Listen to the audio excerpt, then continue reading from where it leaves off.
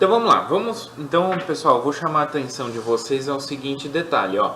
Como a gente viu lá no corolário anterior, para uma matriz ter inversa, ela precisa ter o determinante diferente de zero, tá? Então não adianta nada, por exemplo, tem um exercício, por exemplo, como esse aqui, ó. Dá a matriz A, então calcular o cofatora e a inversa. Calcule a inversa de tal matriz. Então não adianta a gente sair calculando, né, que nem louco fazendo conta, se no final depois o determinante dá zero, tá? Então a primeira coisa que a gente tem que fazer é verificar se o determinante é diferente de zero, tá? No exemplo anterior eu não fiz isso porque eu já tinha calculado a adjunta, né? Então todo o trabalho já tinha sido feito para o cálculo da adjunta, né? Se eu pedisse só a inversa, então aí teria que ficar atento, porque às vezes o determinante é zero, então aí tem uma pegadinha, né? Então para justificar, se eu tenho uma matriz e eu peço a inversa e o determinante deu zero, aí justifica que a inversa não existe, uma vez que o determinante é zero, tá? O determinante nesse caso aqui, né, como é uma matriz 2 por 2, então eu escolhi uma 2 por 2 aí para ficar mais rápido de calcular, mas a ideia é sempre a mesma, né, seguindo o exemplo anterior de uma matriz 3 por 3. Aqui o determinante, então, de uma 2 por 2 é o produto da diagonal principal menos o produto da diagonal secundária. Então vai ficar menos 2, menos 0. Então menos 2. Menos 2 é diferente de 0. Então é uma matriz diferente, o determinante é diferente de 0, então é uma matriz inversível, tá? Então vamos lá, como que a gente calcula? Primeiro a gente calcula a matriz dos cofatores, né? Fazendo o cofator de cada um dos elementos. Então vamos lá, matriz dos cofatores de A.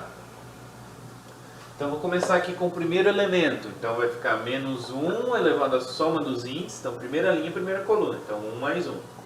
Vezes o determinante do que sobra quando eu tiro aquela linha e aquela coluna. Então aquela linha e aquela coluna vai me sobrar só menos 1.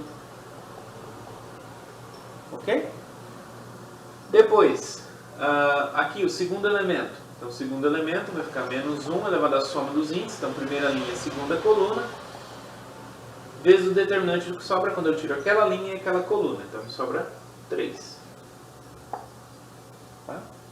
Depois aqui, com esse elemento, então vai ficar menos 1 elevado à soma dos índices, segunda linha, primeira coluna, vezes o determinante que sobra quando eu tiro aquela linha e aquela coluna. Então sobra 0. Então vezes 0.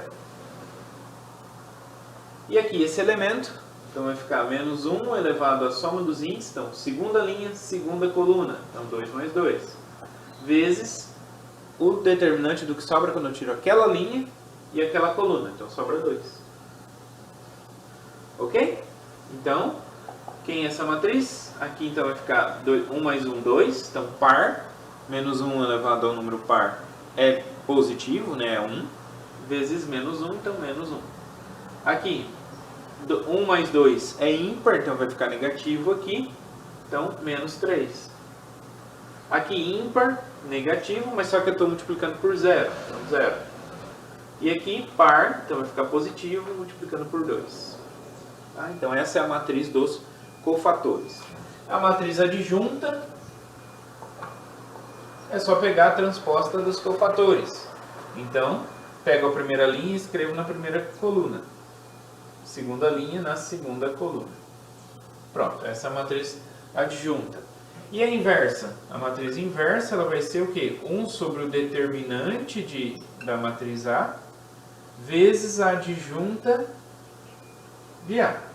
Bom, o determinante a gente viu que é menos 2. A gente calculou, dá menos 2. Então isso vai ficar 1 sobre menos 2 vezes a matriz adjunta, que é essa aqui. Menos 1, menos 3, 0 e 2.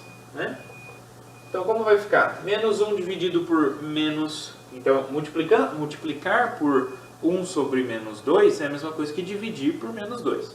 Então vai ficar menos 1 dividido por menos 2, meio. 0 dividido por menos 2, 0. Menos 3 dividido por menos 3, então menos com menos mais, então 3 sobre 2. 2 dividido por menos 2, menos 1. Então essa aqui é a matriz inversa da minha matriz A.